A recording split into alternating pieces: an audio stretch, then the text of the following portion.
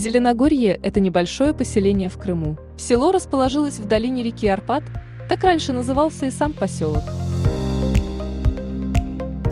Арпат происходит от древнегреческого слова «разорение». Есть предположение, что это название как-то связано со скифскими набегами.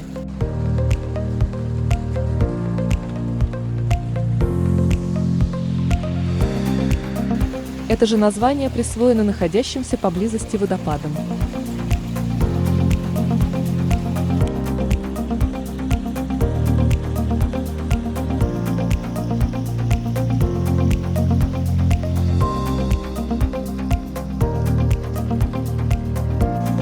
Арпатские водопады в Крыму – место, напоминающее горное урочище Альп и Плитвицкие озера в Хорватии.